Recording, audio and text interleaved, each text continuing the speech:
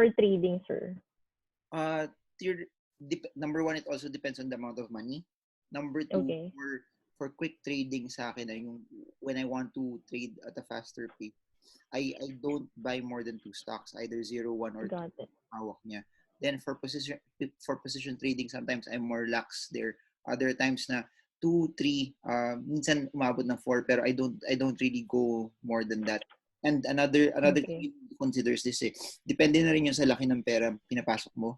Mm-hmm. For example, it will also go back to the amount that you can tolerate as well. Meaning, how do I put this? Iba yung pagbili mo ng stocks pag 1 million pesos yung pera mo, iba pag 10 million, iba rin pag 100,000. It does not make sense to buy 5 different stocks pag 100,000 yung pera mo versus 10 million because of Got it. the amount of gain that you get from it, the amount of risk that you will put into a 10 million peso stock versus a 100,000 peso stock.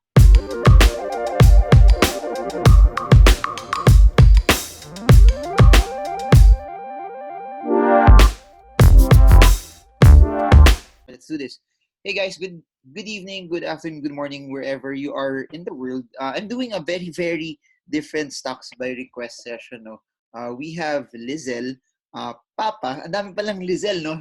Ang daming Liezel na nag-message sa akin sa araw na to. But Liezel, she's trading stocks. She has some questions. But before we begin, please introduce yourself as well. Mm-hmm. Okay, so yeah, again, I'm Liezel Papa. I'm based here sa Manila, and right now, I would say I'm still like new pa rin sa stocks. I always been putting, like investment through, all this online platform. But in terms of actual trading, I would say that I'm still new. And before pa nagkaroon ng COVID and all this quarantine period, I've been actually in a mess pagdating dun sa mga stocks ko. So right now na merong quarantine and the stock market has crashed, it's actually a good, like I'm seeing it na it's a good start for me to have a fresh start for, trading and learning about stocks. I'm actually been doing a lot of reading, and I also have your book, Breaking the Resistance. So I'm actually revisiting that also. So yeah. My question is this: what do you do pala for a living? Then how long have you been in the market? And are you investing or trading? As you all know, madami pang segments yan sa trading and investing. Yes. Styles that can be, I guess, derived from it. Actually, I am a CPA and I work as a finance manager in one of the local companies here in the Philippines. And I started actually it's more like investing for me. So I started putting money to stocks back in 2015. I was still based in the US back then. And during that time, I was just so disciplined na, okay, every paycheck, let's put something to stock market and whatnot. And but then I've always been wanting to trade. That's the goal. Like I really want to know how to trade, and I've been reading. But then at the same time, I feel like I was entering the market with still very little knowledge, and I think I'm seeing the effect now. Na I don't know when to exit. I'm seeing my portfolio, and it's just red all over. But I really don't know how to approach it. Okay.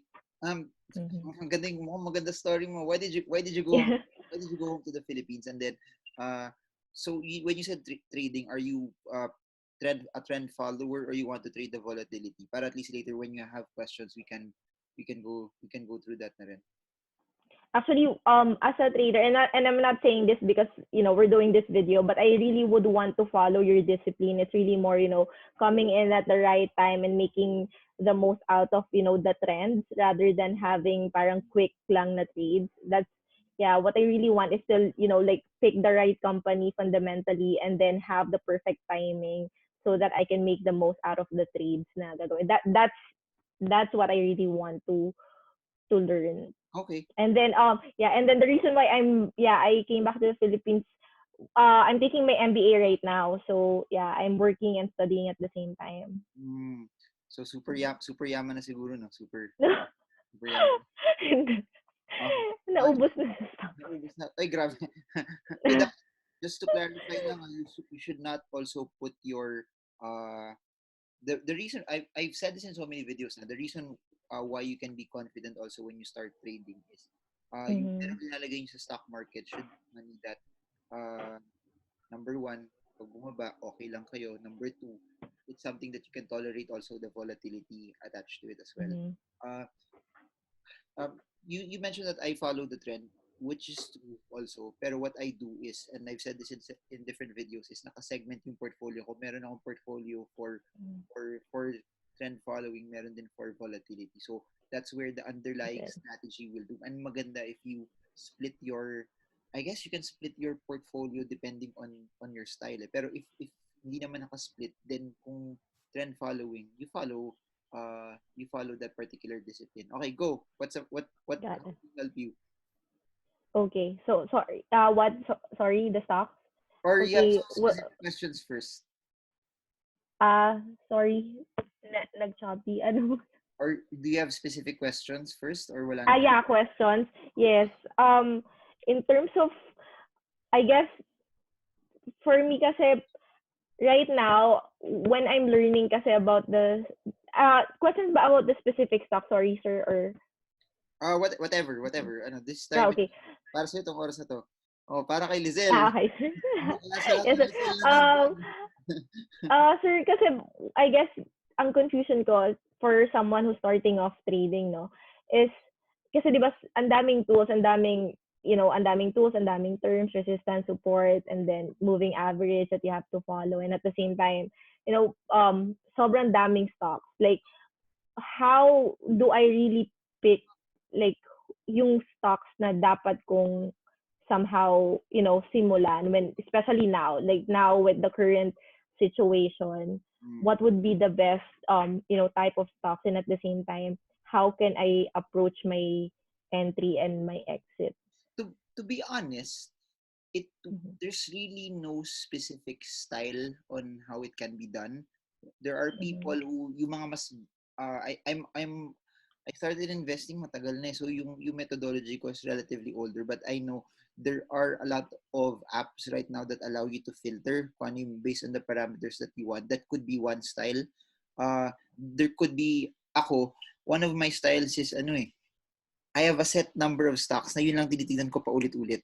Paulit-ulit. Got it. Paulit-ulit na kung may umakyat na stock that's not on my list, I'm willing to live with that na hindi ko siya mabibili because I understand that I cannot buy every stock that's out there but I have to be faithful with what's on my watch list. So, pwedeng ganun. And there was a time also na iniisa-isa ko talaga the ones that have the best volatility, the ones that are the most liquid, highest volume, then I try to go through that as well.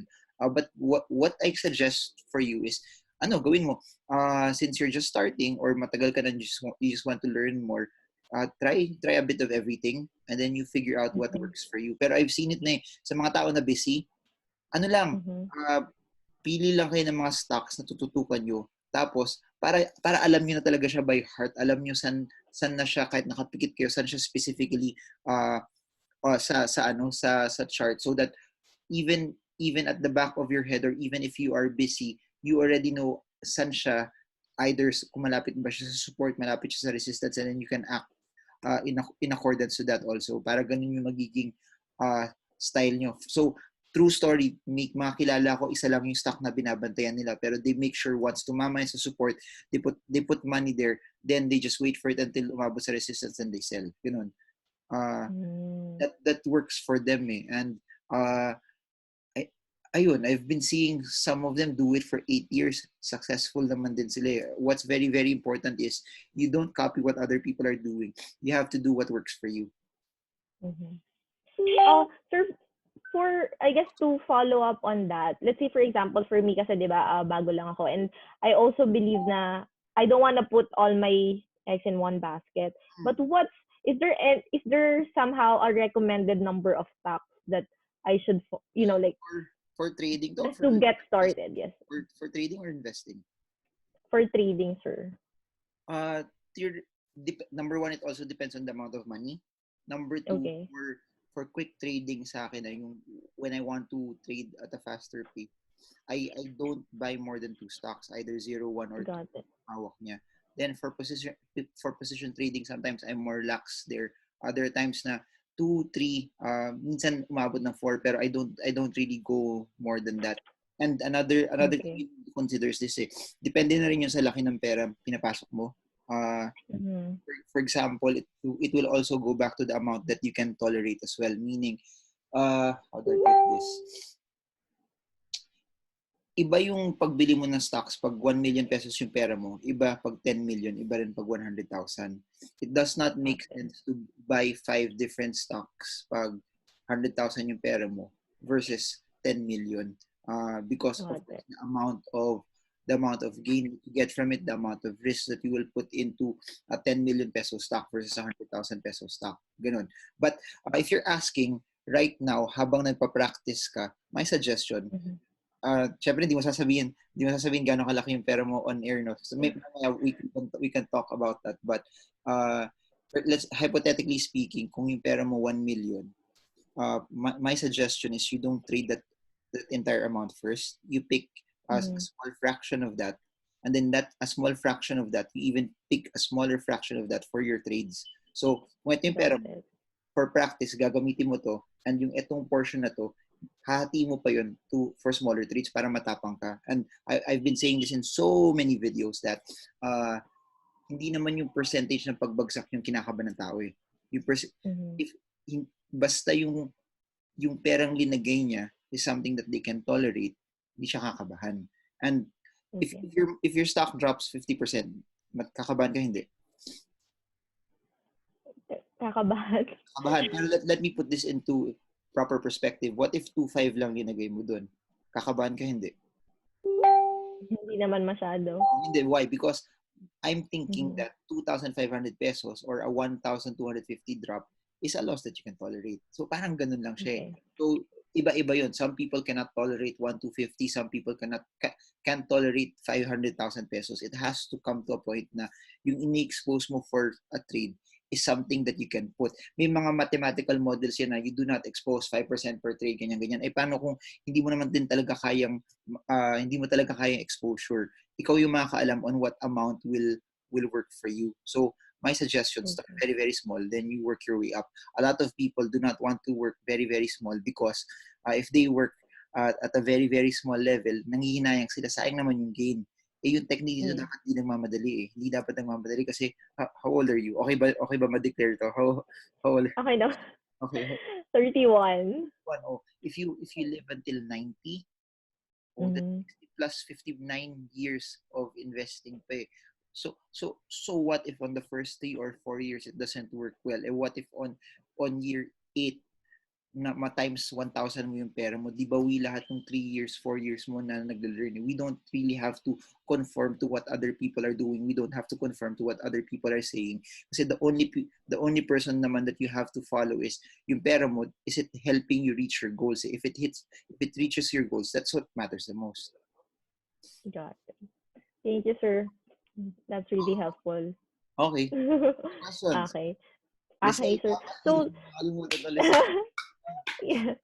Sir, so I guess next question ko is really more specific on stocks, like specific stocks po, sir. Yeah. Because right now, unfortunately, ako yung isa sa mga, like we said, naipit sa isa sa mga popular stocks before quarantine, and one of that is NOW. So I have well, based on my portfolio, malaki siya na portion ng portfolio ko, and right now, given the level kung nasa ng NOW, malaki yung loss ko, and I wanna know like what would be the best approach for me to try to somehow, dapat ko na bang just sell off and basically accept na lang that I lost. Is this for trading or investing? Before it was more for position trading, but then at the same time, like I said, I came in, and then like hindi ako nakasabay sa, I guess for lack of knowledge, I just have to really accept that na it was, when I came in, it was already too late na bumaba yung price, and then this quarantine happened. So I was deciding, should I put in more just so bumaba yung average price ko, or I should just be patient and wait na tumaas siya ulit. Okay. First things first, what month did you come in? What, late last, check ko. Would you remember na lang? Mga, last quarter of 2019. Somewhere here? Yes. Okay. Yes. I just It was during that time na marami pang news about the... I just want to answer your first question. Is it okay to add some more to lower your average? That would be a good concept if you are investing. Pero you said that your goal for this is trading. So, if you are trading, do not average down. Averaging down is for investing na full conviction. Alam mo na maganda pa rin yung fundamentals niya. Alam mo, full conviction that wala naman nagbago on how the company is running. It's just that namura siya, it's battered siya for investing. But if you are trading, don't average down something. Why? Because your money might be better off into another stock. And ito, if I'll draw this, this is how the downtrend would actually look like. And if I'll draw another support here, you will see this. I would say this sa mga stock smart seminars, or I think na-mention ko na rin ito sa mga videos. This looks like a descending triangle for people using chart patterns. It's a very bearish. It's a very bearish signal din sa stock. So I'll remove that first para hindi masyado nakakalito. But yung pinaka-important sa mga chart patterns is this. May support line niya na nababasag, and ito yung support line na nababasag niya. So there's one thing that's very evident. Yung downtrend niya, it's still pretty much there. Hindi siya nag-change, hindi siya nawala. That's one thing. Number two, since nag-breakdown siya sa 1.91, yung rule kasi, you read the book naman, yung rule when a support is broken, it will try to look for a next area where people think it's cheap. Because when people think it's cheap there, mag-perform na naman bagong support yon. And looking at the current movement, andito siya. Yan, around 1 peso per share. So if you're asking should you cut losses, or if you're asking should you add, I already answered it that for trading it's not ideal. If your plan was to invest, it would be ideal. However, dapat alam mo yung fundamentals. Pero I'll tell you right now, hindi naman sila kumikita eh. Umakyat lang naman siya because the company is operating, it's earning. Pero the only reason why it went up massively in 2018 was because there's news na baka siya maging third player. After that, nung hindi na third telco player, the people who wanted to buy it higher, nawala rin sila. So this is where we are now. So if you look at it also and you try to measure this, yung highest point going here, you already see it. It's down around 70+%. I don't know kung ganun din kalaki yung loss mo. Pero yung rule kasi sa trading is if you want to cut loss and you want to trade, better do it at the start, at the sign pa lang. That very important kasi technical analysis is not a forecasting tool. Technical analysis is not also a magic system, but it's more of a risk management system. Meaning na pag yung signals mo to sell have been hit, you get out, you leave that position. Pag yung signals mo to get out, natamaan siya, kahit loss, umalis ka. So that's very important. Sana na-define mo yun. Kung hindi mo siya na-define, my suggestion after this video, balikan mo siya. Try to look at it. Pero if you think it's too late already, the next question na tatanong ko sa'yo, you said malaking part siya ng portfolio mo. Meron ka ba bang ibang cash that you can still trade other stocks? For trading, it's better that you put money into something na may potential umakyat versus something na walang potential umakyat. So if you would trade it and you would want to add more, better pag may potential na siyang umakyat. Either, number one, your goal is to trade the volatility, and because of the bounce here, all tapang, binili mo siya, tapos bibenta mo siya dito, may resistance dito, it's an 80+% trade. So, pwedeng ganun. Pero, dito rin, may fear eh. Dito rin also, pag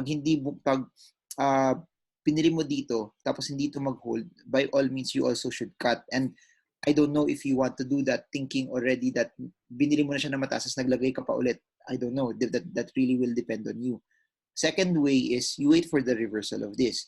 Either hintayin mo mabasag tong downtrend, or if you really want to be very, very, very, very, very, very conservative, you wait pati yung range niya na to mabasag also. That means wala na siya sa downtrend, tsaka sure na rin siya na medyo nakawala na rin siya sa resistance na to. So if you want to wait for a reversal to happen, that's a possible sign. So if you're asking me, may chance ba siyang bumalik ngayon? As of this point in time, it hasn't even broken out of the downtrend. Then what I do know is nag-form siya ng support dito, may bumili, may nag-bounce. Sabay-sabay naman yun eh. Majority of the stocks at this point in time, they all started to go up. They all started to bounce eh. Sinundan lang ng now yun. If I'll put a short-term resistance, mukhang meron dito, short-term, at the 1.47, 1.5 level. So if you think and you expect na baka bumagsak yung now over the next few days, it may be because may resistance din dito sa level na to. That's one of the things you need to watch out for. So hindi niya to ma-break. Possible scenario is babalik din siya dito. If you read the book, may mga ano dun, di ba, reasons on how you can draw different support and resistances. Meron longer, meron shorter. This is one of the shorter ones. So evidence, if it does not go above this, possible bababa siya dito.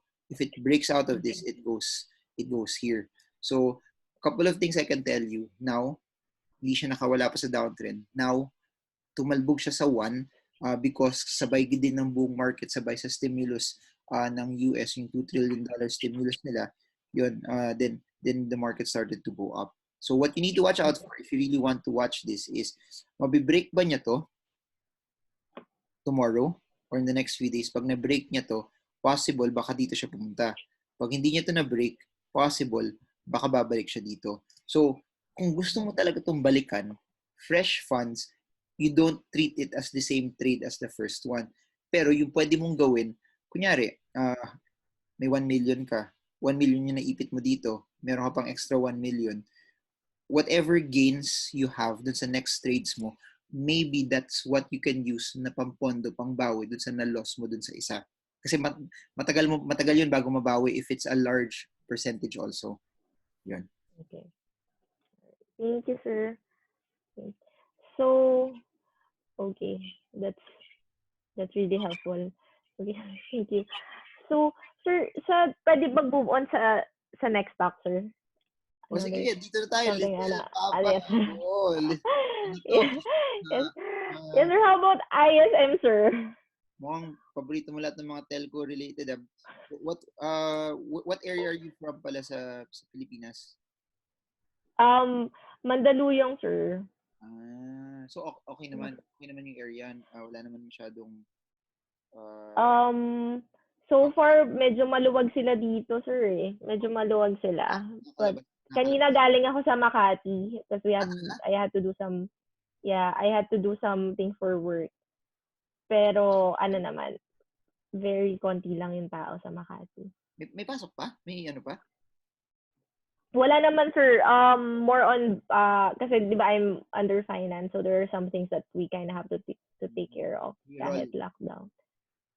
Yes, mostly payroll, sir. Galing ako mga hula, 'di ba?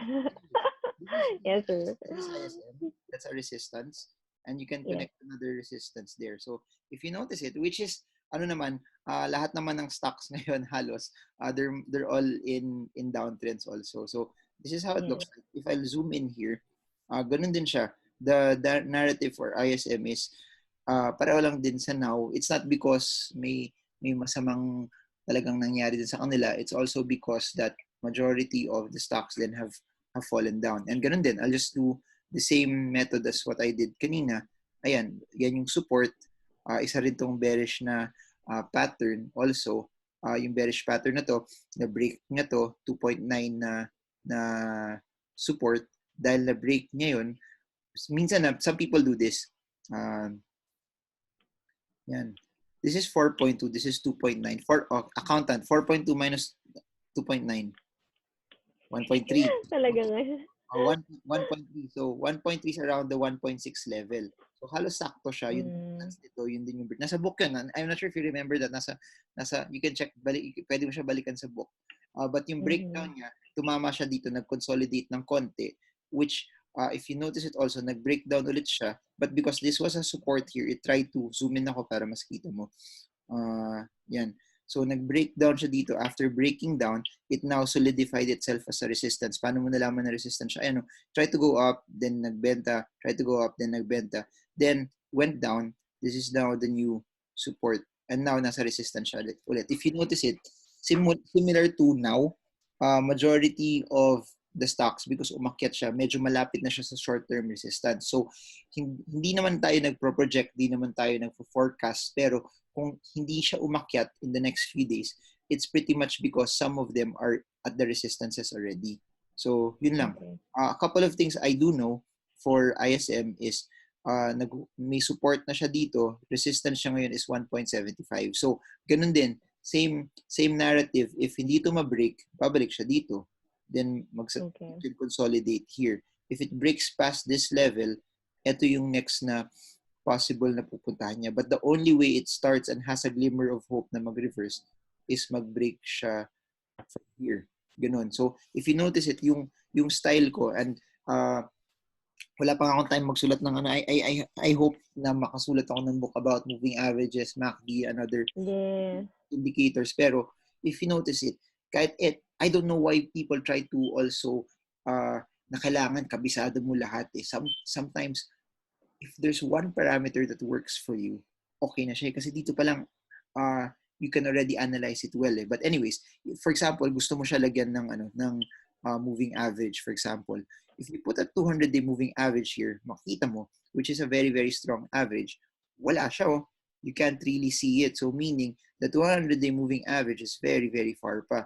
So it coincides with the 4.2 resistance level. So pag tinignan mo siya in that perspective, mukhang malayo-layo pa siya. I'll try to put 50, 100, and also 20. The only thing that it broke out from was the 20-day moving average. So all of this now will function as resistances also for the stock. So couple of things that you can analyze. This moving average, since they're the longer ones, they're the ones that normally dictate also yung pinaka-underlying trend, which is, sinusundan niya, tingnan mo to, you see this 100-day, halos mini-mirror niya to, nakita mo yan? Yeah. So it dictates also that the underlying trend is still down, the underlying trend is still bearish, pero it now started to hit a short-term support here. And the reason why I'm saying that is if you are a position trader, hinahanap natin yung reversal, wala pa talaga siya sa point na nag-reverse. Yung na-breakoutan pa lang niya is the 20-day moving average. It bounced pa lang from the 1,000 support, 1 peso 0.45 support, but it has not even broken out from this. And if lalagay ko 50-day moving average, it has not even broken out from that as well. So if you're asking me kung may shot siya mag-reverse, lalagay ko yung MACD, wala pa rin siya kahit sa zero line cross. If you're asking me kung malapit na ba siya mag-reverse, we need more confirmation kung magre-reverse siya. And din yung rule of thumb, I would always mention this sa mga seminars, is that if you would wait for more confirmation na talagang bullish siya, na talagang nag-reverse siya, mas mapapabili mo siya at mas mahal na price. Lesser risk, pero mas mahal. If you want to come in right now, yung evidence mo pa lang is nag-bounce siya sa 1, nag-breakout siya sa 20-day moving average, pero everything else is bearish. Mas mura siya, pero mas malaki pa yung degree of risk. So that's how you can analyze it as well. Dapat mas magaling ka dyan, accountant kayo. Kaya yung what I've noticed for accountants, they're more risk averse also. So dapat mas may mga scenarios ka pa dapat na nagagawa dyan. Anyways, yun. Okay, sir. Okay. Thank you. That's a lot to digest. Yeah, definitely very helpful, sir. I think, yeah, now nakita ko kung saan ako nag-lack during my previous entries. So I was very important. What month did you enter? Last year. Same. Yes, sir. Same last year. If you notice it already, difference niya dun sa now is it was already declining. It was already on a downtrend. So the way you imagine this is parang Ano magandang example? May ka ba mag-whitewater rafting? Hindi. Hindi, may nakita akong bike. May ka ba mag-bike? Bike, yes. Okay. Mahilig ako mag-bike. Parang nagbabike ka ng uphill pero sobrang steep yung binabike mo. So parang ganun yung nangyayari nung binili mo siya sa isang steep na pababa na mas malaki yung odds na bababa siya unless may malakas na puwersa breakout that will cause it to go up. So yun yung that's how you always imagine it. If you're buying a stock that's in a downtrend, you're going against the tide, you're going against gravity kasi mas steep yung pababa niya. The only way na aakyat siya is may malakas na boost or as a biker, nagpe-pedal ka ng malakas. And that happens pag may breakout. That happens pag mas madaming indicators that are telling you na mas bullish siya. So yun Okay. Pero that happens eh. That happens. Everyone has that mistake naman. My suggestion lang is, feeling ko nakita mo na naman na nung when it was starting to decline, you saw percentages that your money was going down. Pero you didn't cut because sayang yung either nang hinayang ka sa pera or you were still hoping na aakyat siya. And again, yung mga areas na ganun nangyayari, if you put an amount of money you cannot tolerate, if you put an amount of money that you cannot hold. So if you really want to, you say you're studying, you're shifting, place a greater preference on building the skill first and put smaller amounts of money kasi mas matapang kapag alam mo kaya mo siya. And parang bike lang yun. Gano'n katagal nagbabike? Matagal na, mga siguro 2-3 years. 3 years. Okay. Yeah. Nung bago ka pa lang, napansin mo yung distance mo sa pagbike, konti lang, pagod ka na versus ngayon. Yes. Ganun din sa trading. You do not expect yourself to go into a very, very long distance if hindi mo pa nakuha yung stamina for a shorter one. Ganun din sa pera. It has to come to a point na yung pera mo, parang, how do I put this? Na kaya mo na yung amount na to, and that's when you start putting in more. Kasi kung hindi mo pa ma-tolerate yun, it's just like biking for 10 kilometers when hindi mo pa kaya mag 1 kilometer. Okay. Yun. So I don't, you message me na lang how, pakita mo sa akin screenshot later or after we stop the recording, we can talk about it. But yun, I based on what I see, no, baka the amount was more than what you can tolerate. Kasi if it was something that you could tolerate, sure ako without blinking magbibenta ka eh. Yes, sir. Yeah, I was really parang it's more like kesa maging actual yung loss, I was waiting na lang and then all of a sudden the market crash. So mas lalong masyado nang malaki yung loss. So right now what I'm trying to do. Sige. You were saying something? Yeah, so right now what I'm trying to do is really to, like decide, should I, like you said nga, mali din yung mindset ko kasi I think I'm confused. Am I really trying to trade pa ba or like am I on the mindset na nag-i-invest ako? But I think at this point, yeah, I'll have to learn more on the short-term trades and try to somehow dun sa small bounces niya. And my suggestion, is that all in one broker? Yes. Better broker for investing, broker for trading, then if kaya mo pa, broker for position, broker for quick. Para, for example, I'll give you an example. I always say this, feeling ko hindi mo na pinapanood mga videos na lagi ko itong sinasabi. Nag-start na ako. Ang hirap gumawa ng video, hindi nyo pinapanood, masakit. Nanonood ako, sir. Kaso mas nanonood ako ngayon. That's also why I send you a message because I've been more active now that we're on quarantine. So siguro yung isang Liezel na yun, naghihintay siya, asan na kaya yung video namin? Ginawalan ng video na isang Liezel pa. Anyway, to answer your question, I'll give you an example. Few months ago, mataas yung market, di ba? If you go back few months before that, mas mataas yung market before that. Do you have a chart pa that you want to ask pa? So far, sir, I think I'm good. Kasi